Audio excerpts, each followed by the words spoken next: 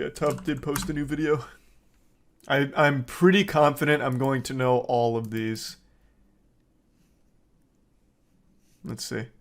Oh, wait, hold on. I don't want spoilers. I don't want spoilers. All right.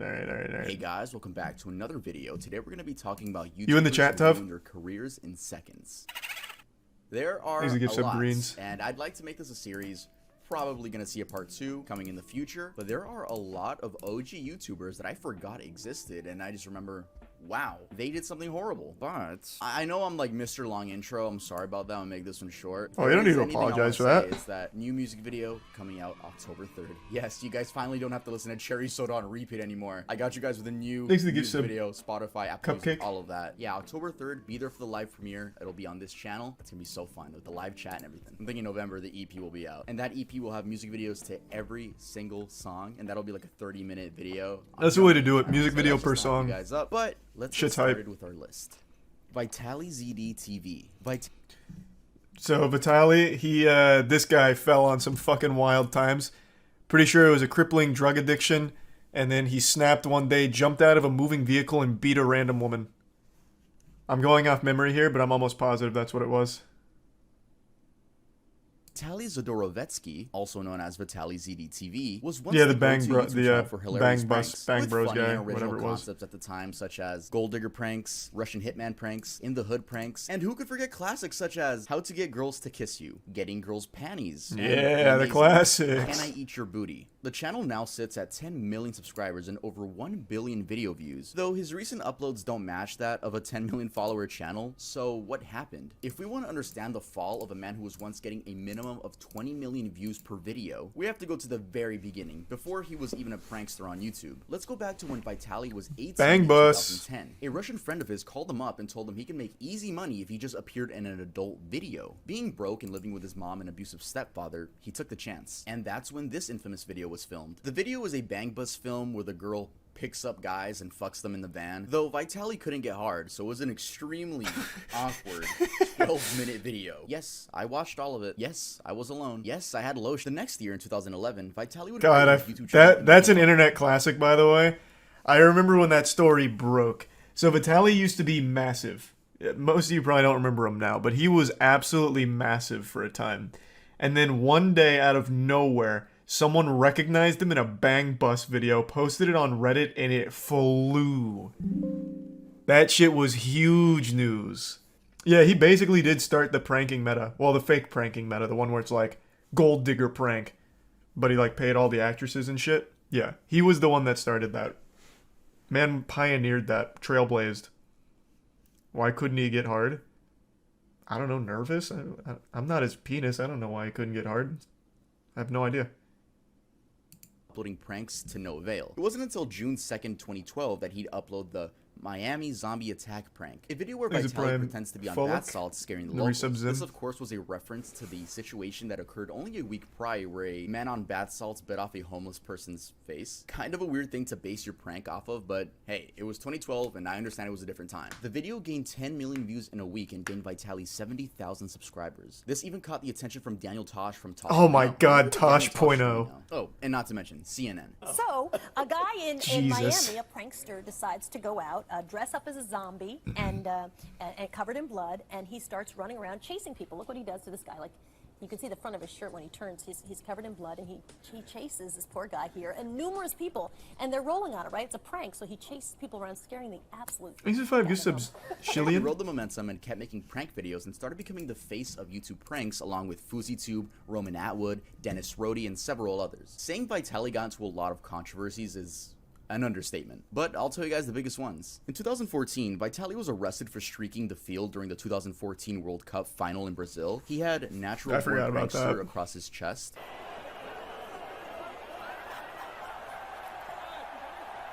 Yeah, Remy Galliard was really kind of the OG. Remy On May Gallard, 25th, I remember. 2016, It's he was Gallard or arrested for Gallard. trespassing after climbing the Hollywood sign. Back to our breaking news. A man believed to be a YouTube prankster has climbed the Hollywood sign. Tim Lynn monitoring the situation overhead in Sky 5. Tim. He had a flag, like you said earlier on, says, "I'm back."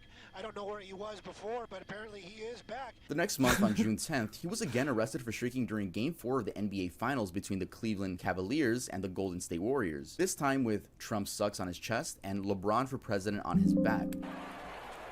I don't remember any of these.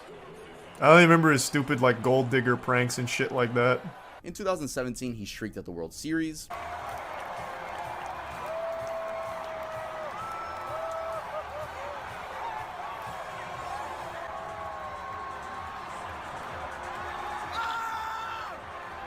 He also got banned from attending any sort of sporting event, so he eventually got his girlfriend and his mom to streak for him. I guess they really love him. In January of 2020, Vitaly was arrested and spent 5 days in an Egyptian jail after climbing the pyramids of Giza. Oh yeah, let's raise money. I did this for a good cause. Spread awareness by these beautiful pyramids in Egypt.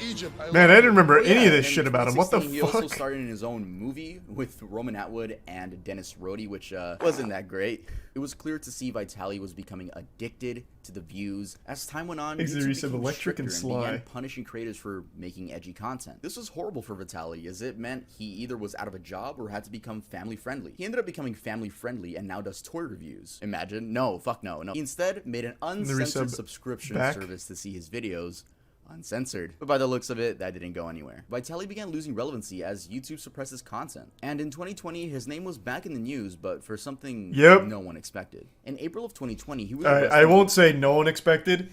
This man fell so hard. So even before this story broke, it's about to be when he beat the woman. Even before that story broke, there was so many videos, so many clips, and so much shit all about how bad he'd gotten.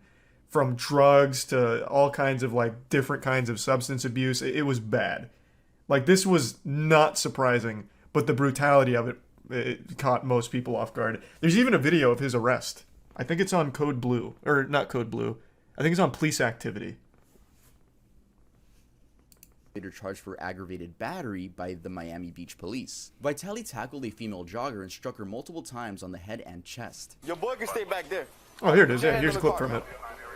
No, put your hand on the car. Just lean on the car, buddy. Lean on the car right there. Yeah, I'm sorry, guys. And he seemingly did this for no reason, but it was later revealed that he was on shrooms. No, but mushrooms are good. I never had a bad trip until that one time where I flew. So I was COVID mushrooms. I was bored. Last thing I remember is, please help. And I tried to hug her and she pushed me or whatever. I hit her and I realized what I was doing on top of her, and I was like, what the fuck? And I didn't even run back to the house. The article says I tried to Jesus hit him. Christ. I didn't know what was happening. He was released from custody after a $7,500 bond. Vitaly reunited with his attorney, Roger P. Foley, and released a video on how Roger was able to get him to avoid 15 years in prison. After filing in on the case, the charges were immediately reduced to felony battery, a third-degree felony, and after a few months, the case was reduced to a misdemeanor and eventually dismissed. I feel like if the charges got dropped because you have a really good lawyer, I don't know why you would make a video on it. It kind of seems like a big fuck you to the woman that got attacked. Like, hey, Yeah, that's exactly what it is. Yeah. Yeah. I got a good lawyer. It's kind of a weird video to make. Fast forward to 2022, and Vitaly seems to be trying to make a comeback to YouTube with classics such as Can I Eat You Out? How Tight Are You? And Epic Farting on Girls prank. Someone needs to tell Vitaly we're not in 2015 anymore. He even does No, the he's "What's killing up, it." guys unironically, unironically, and it's pretty sad. What's up, villains? Welcome to another video. The prank format on YouTube isn't what it used to be. Great examples of new prank channels are Balin Levine, Loaf, Kai Cenat, Gideon, and the list goes on. But these new era of Is there prank some channels have Lon, one thing in Leonhardt, and common. Prime They Fee? all have a lovable main character. With Vitaly, it's going to be hard for him to gain an audience again, especially after being a woman beater. But I guess we'll see what's next for Vitaly. It should be prison. Tub doesn't go into it, but he beat the shit out of that girl. Man jumped out of a fucking moving vehicle just to beat a random woman who was jogging.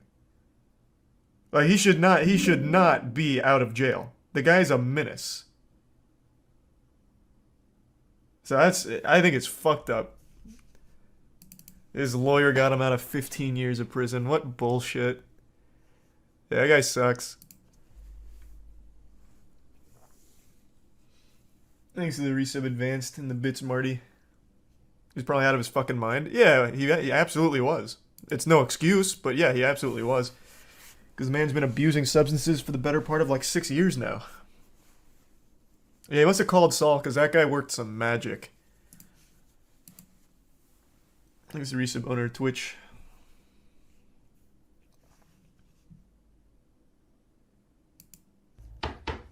Yo, hold on, guys. Someone's knocking at my door. Thanks to Tier 1 Doctor. A tough buddy. skit? You're under arrest. What do you mean I'm under arrest? Because you don't have the new Oh. Earl drop. A merch skit. Oh, I thought it was like going to be VPN or You something. know, Earl, the brand you own, the new collection that just Thanks to dropped. Prime Drew. Back to school collection, and if people use code Thank you, Sub back to Tavos. school, they get 20% off anything at the store. Hey, 20% off Resub sounds really Quazon. good. Give me that. There you go. Wow, this is really good quality. I'm gonna put it on off camera. Yes, off camera. Yeah, I don't get to see my nipples yet. Oh my god, it's embroidered. Look at that. Y'all Thanks still to go the to college? resub Nah, we go to Chunky Earl and University. Girus. Isn't that right, cop that randomly And came Fire to my Strike. room? Hey, that's very true. My And kids Prime Toast. actually go to Earl University. Anyway, you're extremely cute. Hey, what can I say? You are too. Get the fuck out of my room. Okay. Guys, make sure to use code back to school to get this How adorable. amazing Earl hoodie, which I will be wearing for the remainder of the video. EarlDoesn'tExist.com. Let's move on to the next one. Rice gum. The story of Brian Lee is a really God, upsetting one. as Jesus. I was a big fan of his in 2016. Back in 2016, How? What was there to be a fan of? In 2016, he was still doing the same dumb shit of, like, diss tracks. And saying, these kids need to be stopped. It was like, damn, this kid is so cringe. This kid is just lame. What the fuck was there to be a fan of? The guy hadn't done anything, like, ever. I will legitimately never understand how Rice Gum rose to popularity on the platform. Always blew my fucking mind. it was definitely a different era. We had YouTubers such as Leafy, Pyrocynical, Grade A Under A, Drama Alert, H3H3, iDubbbz, Filthy Frank, and yes, some of those YouTubers still upload to this day, such as Pyrocynical. Shout out Pyrocynical. If you know me, that's crazy because I look up to you. But we're talking about Rice Gum in specific. I made a video dissecting Rice Gum's fall off last year, so if you want a more in-depth version of that, you can watch that after this one. Anyway, Rice Gum initially blew up off his These Kids Must Be Stopped series, a series where he makes fun of cringeworthy kids on the Musical.ly app. Alright, man. I don't know if you guys heard it. This fucker just said, I'll be drunk texting you. I did some research. This fool is 13. The public absolutely loved these videos, and he quickly skyrocketed to 100,000 subscribers. And only 4 months later, he reached the 1 million subscriber mark. He continued roasting other influencers, and the main thing people looked forward to in his videos were the diss tracks. Your fans are little kids under the age of 12. Tell me why your ears make you look like an elf. You think I'm trying to roast you, but I'm just trying to help. Psych, I'm just here to give you this L. God, yikes. Now, these diss tracks weren't good, even worse but than they I were remember. extremely entertaining at the time. As time Tier went 1 on, Dream, he only grew and was Prime becoming Massey. a mainstream YouTuber. It was great seeing this 19-year-old achieve his dreams. But on January 14th, 2017, he uploaded a video which many fans to this day claim was the beginning of his demise. Finally Moving Out of My Mom's House is a video where Rice Gum kinda just tells the audience he's moving. He did move, but 3 months later, he moved again into the Los Angeles Clout House, an influencer house founded Oh, by the Clout House, I forgot about Melissa that. Violet, Summer Rae, Wolfie Raps, FaZe K, and some other forgettable people. And I don't mean that in a mean way, like some people in there were genuinely forgettable. Now, this is where Rice Gum's downfall truly began. Not statistically, though. I mean, he peaked in popularity at this house. Bigger videos, better production, more money, more fame, but that all came with a big ego. You see, if there's anything I've learned from doing research of YouTubers' rise and fall, or just celebrities' rise and falls, it's to never get a big ego. That will just make sure your career dies. But I'm going off track now. Then one day, iDubbbz uploaded a content cop on Rice Gum, a video where Ian completely rips Rice Gum apart for being an arrogant, money-fueled YouTuber. He is extremely insecure, and he makes it very obvious when he uploads videos like this, where he details how much money he earns in a month on YouTube. There's like this video that has been going crazy viral, and basically in the video he shows how much money Thanks to the resub YouTubers buck. paid him. Everyone just giving him so God, much this is props, such a everyone loves him. nostalgic This dude trip. is getting so much street credit. I'm like, I can't believe it's been fucking 6 Last month, I years. made a roughly $60,000. I mean, it's okay. It is actually my lowest paid month. Once again, I only got 20 million views. I'm not sure what odds he's trying to improve. The odds that a female will finally see him as a suitable sex candidate because he has money, or the odds that his child fan base will revere him more as a god. After this, Brian's videos began receiving a ton of No, dislikes. Now this, other people, is RiceGum's downfall. I'll explain later why it wasn't. After this, his content began getting more, lewd. But hey, they got views, right? Then he got into this... Then he tried to make a family channel when he started falling off. The family channel didn't work. His girlfriends wouldn't stay with him, and he just stopped making videos altogether. That's where the curtain closes on the RiceGum story. He tried streaming GTA RP, but after getting insulted by the chat constantly, he eventually called it quits there too. I already know his whole fucking story, man. This guy's just such a fucking L. He was for a long time my least favorite person on the platform. So I kept up with him, man. I was like a full-blown hate watcher.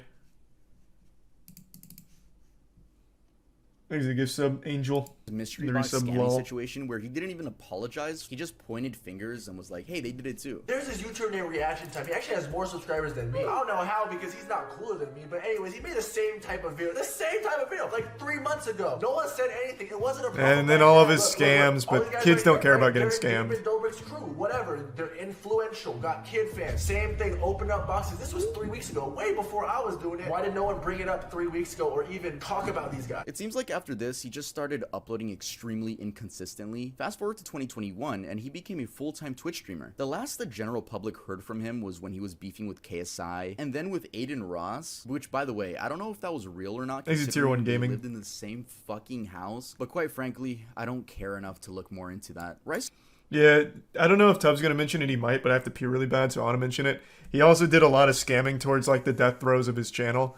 He did like the here's 20 Amazon gift cards to make up for my last scam. And if you used any of the codes, they were already used like 3 years prior. So he just gave like previously used codes. So he scammed on top of a scam. But the scam before that was these like fake loot boxes. Before that was another like fake raffle. So right towards the end of his career, he just started like scamming as much as he could on his way out. Thanks for the 10, damn, thank you for the 10 gift sub size.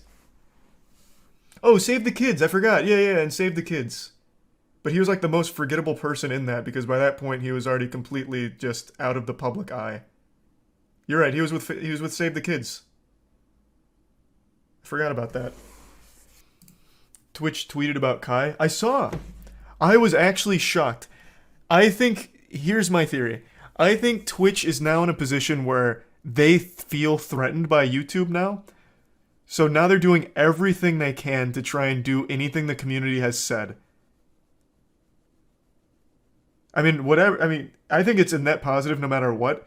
But Twitch just rolled out this terrible elevated chat thing out of nowhere, which is a terrible idea. It seems like it was so haphazardly thrown together because everyone was upset about their 70-30 split going away. So like, wait. But look, yeah, you're all going back to 50-50, but here's an elevated chat functionality, which is more money for you guys. And it's fucking dog shit. So it seems like they're doing everything they can, like hustling and scrambling to try and bring out as much as possible, even when it's not fully realized. But I am glad they finally recognized Kai. It took them long enough. Scum's main channel hasn't seen an upload since 2020, and same with his Family Guy channel. He doesn't really tweet or post on Instagram. The times when he's most seen is on his girlfriend's TikTok. But personally, I truly believe that January 14th, 2017 was the beginning of Scum's downfall. Again, not numbers-wise, but tier 1 fear and the 5 gift subs, Maki. Moving to LA Thank you, doesn't Maki. mean you're gonna turn into this clout Appreciate it, chasing Maki. demon. But if you let the lifestyle consume Hope you're having a you, good you'll night. turn into someone no one wants to support. I really would be interested in seeing Brian return to YouTube with a more humble and charismatic attitude. And I'll give him credit. He made his bag. Impossible. He even started the entire diss track trend on YouTube. But his image will always be remembered as the arrogant hypebeast who let fame get to his head. He's also not right there, by the way. Back when I used to like actively shit on RiceGum, one of his friends actually reached out to me, like an old high school friend, and was just telling me stories about this guy. I can't corroborate any of them, but they were friends. Like, he linked his Facebook. They were friends in high school. He was telling me that Brian was legitimately always a douchebag, but kind of a loner in high school, but still an asshole. So I don't think it was fame that got to him. This guy was legitimately just born a douchebag. He's the resub Jedi, 60 and certified in the tier 1 Aragorn. Carson King, aka Call Me Carson, is a YouTuber who peaked at 2.9 million subscribers, and ever since the incident, his subscriber count has been trickling down. He began his YouTube journey by uploading Minecraft videos to his first 2 channels, which were called GamerCraft157 and Icebox Carson, before eventually moving to the Call Me Carson channel. His channel started taking off in 2017, with videos focusing on Discord trolling, reviewing internet media, and playing video games with his friends. The momentum continued, and the official name of his friend group became Lunch Club. It consisted of Call Me Carson, It's Joko, Jay Schlatt, Slimesicle. Holy shit. I don't think I've ever seen Schlatt without the facial hair. What? Is this Schlatt? It has to be, right? What? I didn't even know it was possible. I thought this man was literally born with facial hair. God damn. I almost feel like I'm seeing something I'm not supposed to. Taking a peek behind the curtain. God. Oof. I wasn't ready for that. Hugbox, Travis, Connor Eats Pants, and C-Scoop. I hope I pronounced all of those right. I am so used to calling Ted Nevison Ted Nevision, but I get corrected a lot. It seemed like nothing could go wrong for this friend group, and especially the leader, Call Me Carson. But on January 4th, 2021, a video was uploaded to Drama Alert, of all places, with the title, Call Me Carson's Serious Allegations, Lunch Club Interview. In this video, Lunch Club members Hugbox and Travis explained that Carson has been having inappropriate conversations with underage fans. This included the exchangement of lewd images as well. This information was told to them by Carson himself. That same day, a Twitter user whose information I'll be blurring out said this on Twitter. I can personally come out and say that I've been groomed by Carson. I have talked to many people and never came out about this since now. At the time, I was still 17 and in high school. Here's a few things he said to me. Alright guys, I hate reading word for word, especially when they're a little bit inappropriate. Let's get into this. I'm scared and I want to talk to you for the wrong reasons. Elaborate? What if I only want to talk to you for the sexual part of it? I don't want that, but like, I'm worried about it. What if subconsciously I'm only talking to you because it turns me on or something? Is that really what you want? What other options are there? Also, what would you want to happen? I don't know. All I know is every time I jack off now, I have a really hard time not thinking of you. I guess my brain got stimulated and now reading anything more, you know? Sorry, like any sexual texts are always so fucking cringe. And next time you're horny, we can have some fun again. Yeah, this whole situation was super weird. Like the whole 1917 stuff. This is all my fault. Damn. But then, like, the people closest to Carson said it's more than that, so this whole thing was such a weird mess. I'm not gonna lie, I'm scared of getting your hopes up or something. I'm willing to try, but it's such a bad idea. But so is sexting you. Fuck. Carson later revealed in his Discord that the texts were real. Long story short, when I was 19, I sexted a couple of viewers that were 17. Extremely regrettable and incredibly embarrassing. Felt guilty since. Apologized to them both and resolved it privately last year. Then Keem got a hold of it like 2 days ago. At the time, the girl was 17 and Carson was 19 years old. Though a 2-year age gap isn't anything to glance about, I guess people did because, one, this is a famous YouTuber and it's easy to like nitpick anything a famous person does. 2, even though the age of consent in the majority of the United States is 16, talking to people that are under 18 on the internet is like a well-known no-no thing to do, especially if you're famous. And 3, people argued that there was a power dynamic, which honestly is something I do agree with. I mean, think about it. If you're a big YouTuber, your fans already see you as a god. So asking them for pictures might just make them feel like they're forced to because they don't want to let down their favorite YouTuber, right? Anyway, Carson lost followers, friends, and basically everything. He stopped uploading, stopped streaming. No, the hurricane missed Tampa for the most part. Whenever he did tweet, he would like quickly delete it. It was like this for 7 months until a video titled Moving Forward was uploaded by him. This specifically was August 25th, 2021. In this video, he doesn't discuss the situation at all. He says he doesn't want to make more drama and instead promotes the fact that he's going to be donating 100% of his earnings to charity. Hey guys, it's been a while. This isn't going to be your average YouTuber apology video, and I'm not going to make it long and drawn out. I've learned a lot this past year. I'm not seeking forgiveness, nor am I looking to make excuses. I'm sure some of you are expecting some long drawn out video explaining my truth of the situation, but I have no intentions of doing that. I'd much rather just tell you what I can do in the future. For the next year, I plan to donate 100% of my profits to charity. And since that day, he's uploaded 7 more videos onto his channel, and his views clearly don't match to those before the situation. So yeah, Carson is back, but with not nearly the same amount of love he once used to have. In fact, he gets hate. I forgot that he was doing that for the charity stuff. I mean, there are definitely trolls that just don't like him, but I think this is a perfect time to move on. Does Alright, he? guys, I want to give a quick update to the whole Call Me Carson Oh, well, actually, you might answer the question I'm about to ask. situation. As you guys know, there's been a bunch of Twitch drama recently, and Hugbox actually wanted to add on to that. I won't say it like that, but I'll just say he did add on to the drama, though I didn't see anyone talk about Frog, this. Seabird, Just Nihao, happened to stumble Prime across Matt. it while doing my research. So here's Hugbox's Twitter, and Hugbox actually made a twit longer with the title Game Over. This got almost 5,000 likes. Like, I would say it got some attraction. I have no idea how I did not hear about this at all. But the twit longer is it's a lengthy read. It's a very lengthy read.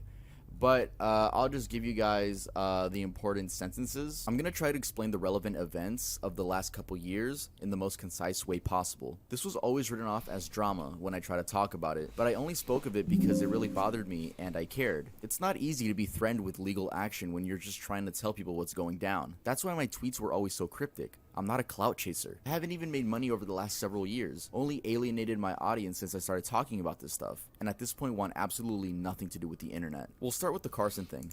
I read this, and this guy tries to make this whole thing about himself. I vaguely heard about this. I will say off rip, him saying I'm not a clout chaser, but calling this game over is kind of contradictory. That just immediately rubs me the wrong way. Started talking about this stuff, and at this point want absolutely nothing to do with the internet. We'll start with the Carson thing. I found out about what he did in March 2020, and for a moment considered tweeting it right then and there. Unfortunately, I did not have any concrete details initially. In fact, the few details I had were lies. The group had a meeting later that day, which our manager, Ryan, told us that he had dealt with this several times before and we can make this go away. And some members of the group insisted we needed to stick by Carson. At this point, I was checked out completely, but naively was shocked that so many people seemed to value their careers over doing the right thing. Over the next several months, I started asking around as to what others had been told, and found out that every single person was told an entirely different story as to how many girls he was contacting and what their ages were. This pushed me to do something, and I had actually gotten the entire group to agree to recording a video of each of us simply saying what we were told and uploading it directly to the Lunch Club channel. No baseless accusations, no clout chasing, just the truth. At the last moment, many pulled out of the video because, in Schlatt's words, he had too much to lose. Deja vu. It was never supposed to go through Keemstar. I'm gonna skip this paragraph. Again, you guys can just go to Hugbox's Twitter to read the whole thing because it is a lot. Carson had a whole Discord of content creators that aided him in strategizing damage control in the lead up to the drama alert, because naturally Ryan had gone behind my back, warned him, and tried to prep him. I know this because not all of them suck and they told me what was up. Then the creators in that Discord fled like rats from a sinking ship when it was clear the situation was not salvageable. I called Carson several times in the days leading up to the drama alert because I did not want the venue to discredit the story, and I wanted him to take responsibility for his actions like a fucking adult. To this day, he hasn't even admitted to what he did, and everyone still thinks it was a 2-year age gap. That is not true. So if we go to the responses on the tweet, we get stuff like this. I like how instead of telling us why it was worse than a 2-year age gap, he simply didn't that's rough. Elaborate on that. Sorry to hear that, Lamone. No, it's a very strange twit longer because, I mean, he's being cryptid like he said, but he said something about legal action, so I don't know. That I'm just the messenger. I want to make that clear. I'm just the messenger, and I just felt like I should update you guys since something else came through to the story. It's very odd that Hugbox says that there wasn't a 2-year age gap. It was that was not it. But yet this girl says that she's 17. But I also remembered apparently there were multiple girls. I don't know. It's very weird. What I'm telling you guys is not factual. Again, just the messenger. Yeah, this shit is so fucking messy. What? I guess now we're actually going to talk about another YouTuber, you know, because we're continuing the video. Shout out to Five Nights at Freddy's t-shirt. But yeah, let's head on to the next person on the list. I don't know much about Hugbox. So what was he saying? What was Hugbox saying then? Now I'm just left really fucking confused.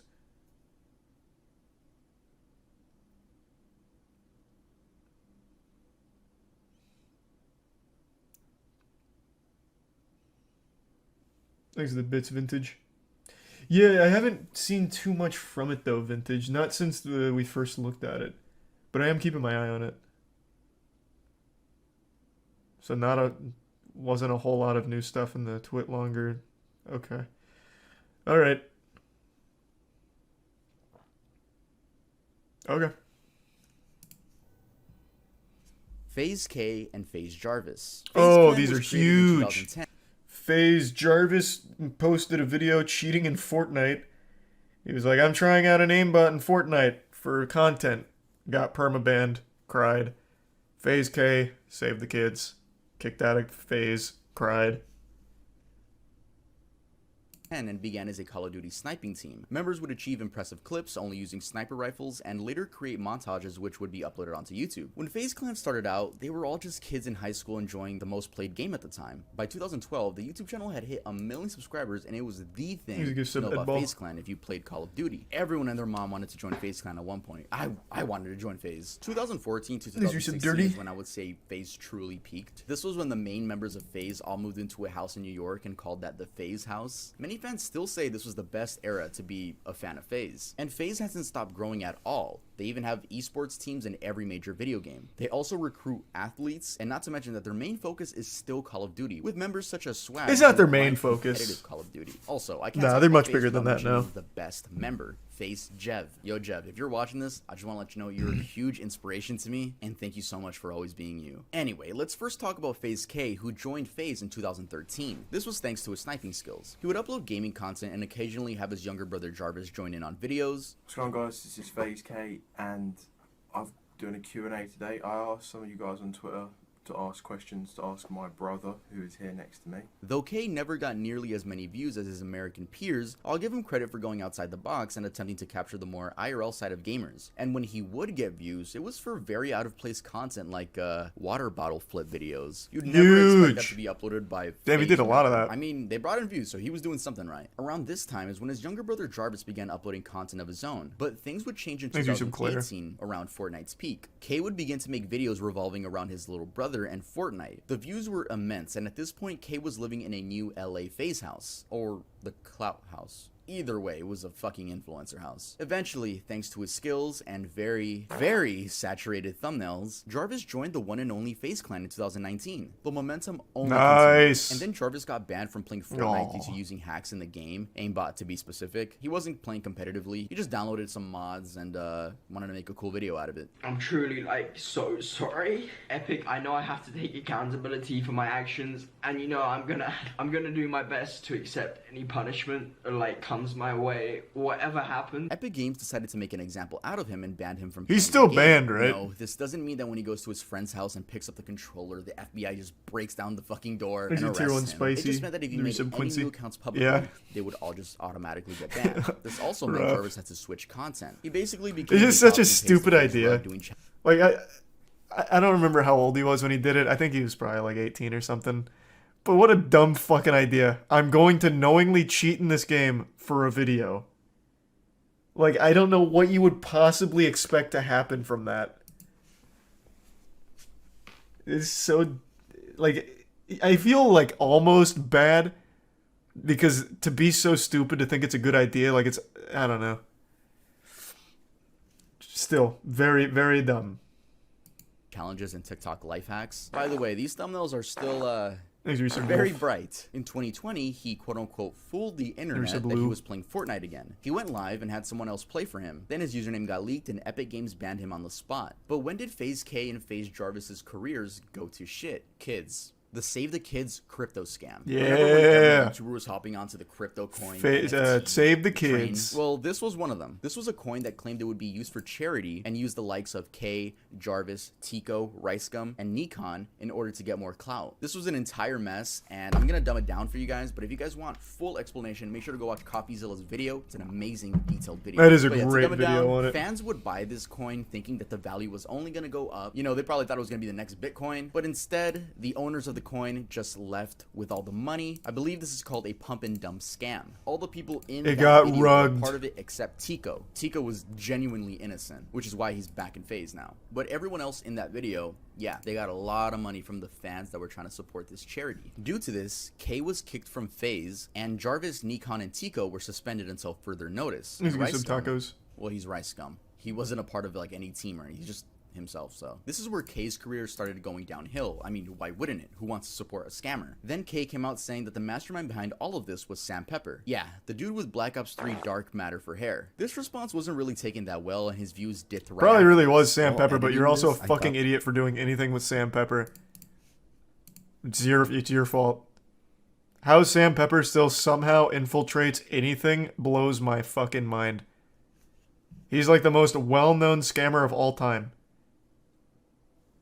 Thanks again, Maki. Thanks for 5 gift subs. In the tier 1 Climate, and the resub Chaser, and SSB. I got the wrong channel. I thought I put Jarvis's channel instead of K's. But notice how much K uses his brother in his thumbnails. Like, do you not think you have a photogenic face? I literally thought this was Jarvis's channel. I was like, okay, I gotta re-screenshot it. No, this is K's channel. I did not make a mistake. Again, please stop the oversaturated thumbnails. Jarvis had a boxing match which he won, and he was back in FaZe. Then this video was uploaded, Why I Left FaZe Clan, where he explains that he left FaZe Clan because his big brother was kicked. Weird for me because I don't want to be a part of FaZe if like you're not in FaZe as well. Oh, that's so wholesome. Obviously, me and you, we started YouTube since the very beginning. Trust. All of this happened because of you and you pushing me to like make videos, start vlogging, Give some start Beaches and the streaming. resub It really Duluth. all happened Give because some Claire. you pushed me to do it. Aww, tier 1 so Swoosh sweet. and tier 1 Except Carla. not really, because this is when Jarvis would begin uploading less frequently and get less views. And no, YouTube Shorts don't count because those views are from randoms, not your fans. I forgot to mention that they have another channel called Jarvis and K. Where nice. They do upload more frequently, but the views aren't there either. And for some reason, while watching their videos, I feel like they're always finding a way to diss FaZe. 7 months ago, I left FaZe Clan, and after watching these TikToks, I think I made the right decision.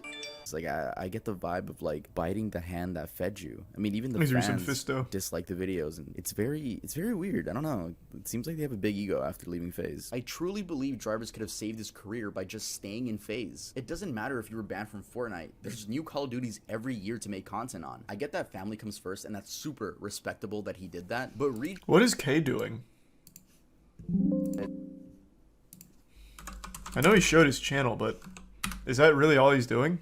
Yep. That's really all he's doing. He legitimately does just use his brother in every single thumbnail. I would have no idea this is K's channel.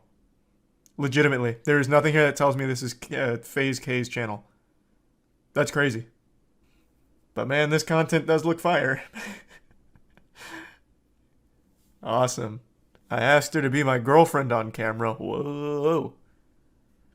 I exposed Jarvis playing Fortnite? Oh, no. And what is Jarvis doing?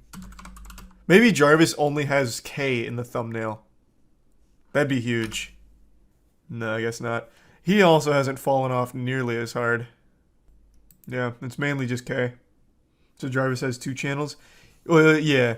Jarvis and K have 2 channels. They have their own, and then they have the FaZe and Jarvis channel. Or the K and Jarvis channel. Joining FaZe doesn't mean fuck you, bro, to your brother. It just Makes means the you're looking bits out for fist. yourself. It's quite literally your livelihood. That's a Nowadays, good question, they both Fist. I upload don't know. shorts and Mr. Beast inspired videos, but it doesn't seem their audience is there anymore. Jarvis had a video get over 1 million views recently, but it's because FaZe members are in it. Pretty ironic. I mean, you could have stayed. You could have fucking stayed in the group. But yeah, let's head on to the next one.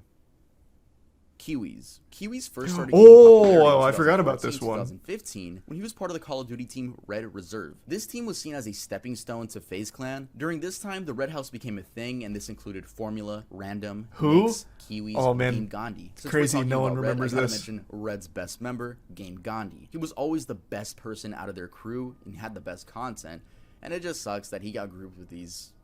I won't spoil it. I'll Anyway, let Tub this house had explain. a life of its own. Like, the chemistry It's pretty was there, bad, though. and the Gandhi vlogs were sweet and to the point. They weren't seen as rip-off FaZe anymore. They were just becoming Red. Until one day in 2016, Keemstar uploaded a video where Kiwi's attempts to justify why he sent a 12-year-old girl images while he was 17. And that had started a 1.5 years before the interview, so now the girl was 14 and he was 19. Either way, it's fucking disgusting. And then he proceeds to shoot himself in the foot. Because okay, so it was just weird. You sent pictures when you were 17 and she was 12. Now, I believe she said that she said she was 14. I believe, and the kick logs will prove it. Like, if you guys get it, like, okay, it's there, but she said she was 14 or whatever. But it was a month ago.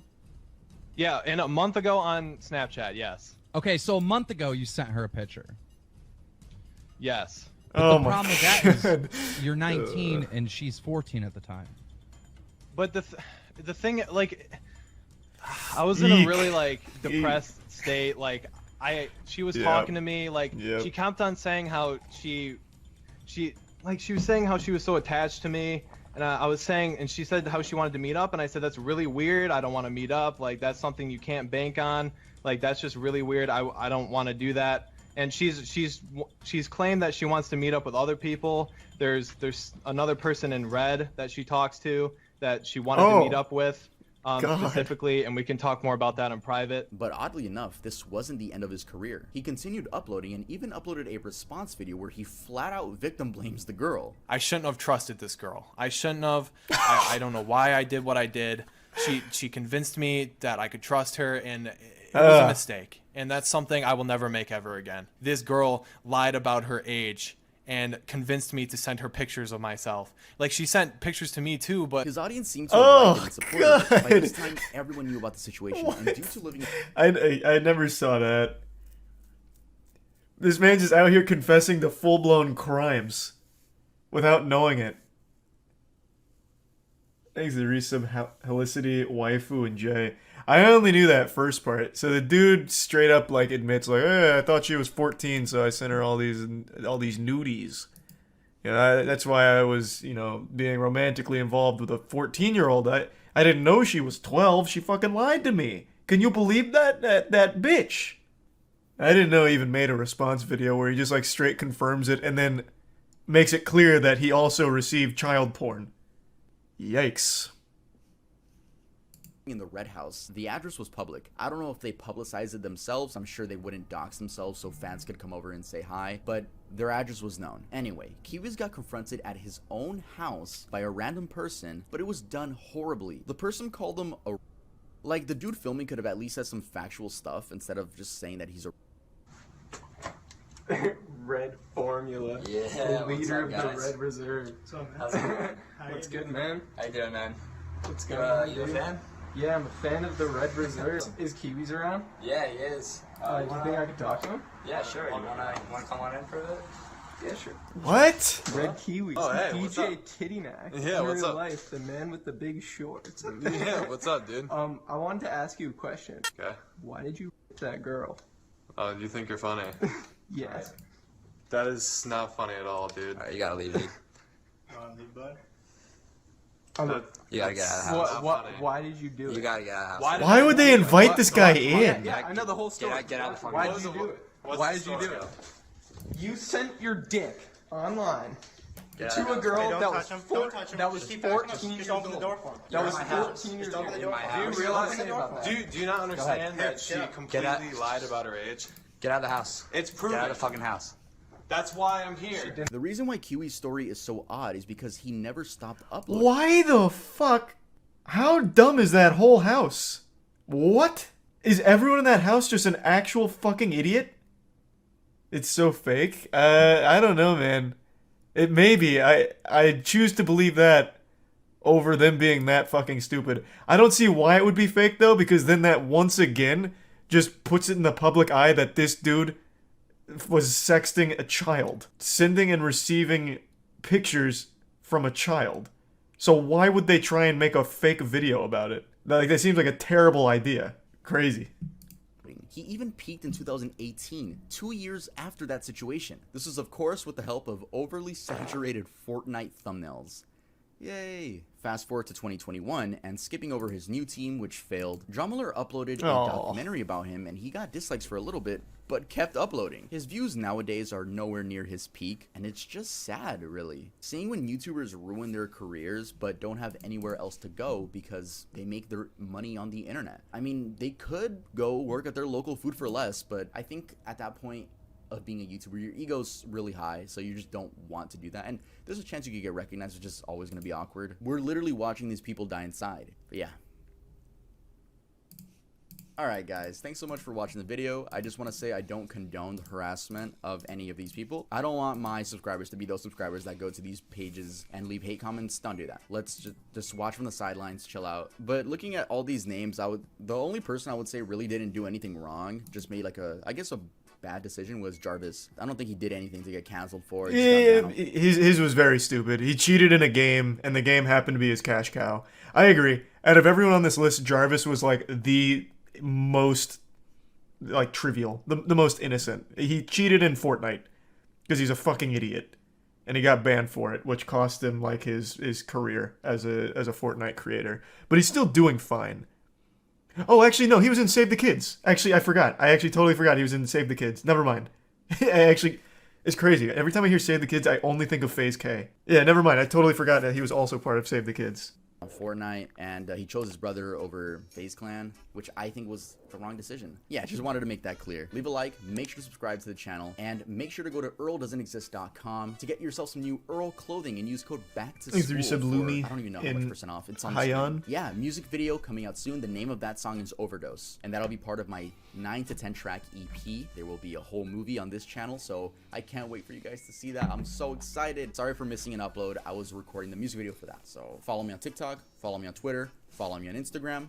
All the apps are right there. Specifically TikTok, like I hate when I pop up on people's For You page and they're like, "Oh my god, you have it?" Yes, I have all social medias, bro. He's using Lud and Schlatt's music. I'm gonna go have sex with your mom, and I'll see you guys next time I upload. You're right, actually. That wasn't that. Yeah, this is 8 hours old, so I actually think that was Lud and Schlatt's Music Emporium. So is Kiwi's still uploading? Holy fuck. I got you. Yeah, that's further evidence. Unless you're like literally thrown in jail. If you just ignore it and keep posting, you'll be alright. Goddamn. He doesn't get nearly the views he used to, but I mean that's still enough to make a living off of. What about Mini Lad? Yeah, his is the same deal. We already talked about that one. He doesn't get the views he used to, but still enough to make a living. Oh, what did Mini Lad do? Oh, that's another huge story. I don't even know where to begin. Christ. That one I'd say just look that one up on your own time and set aside a couple hours to get the whole gist of it.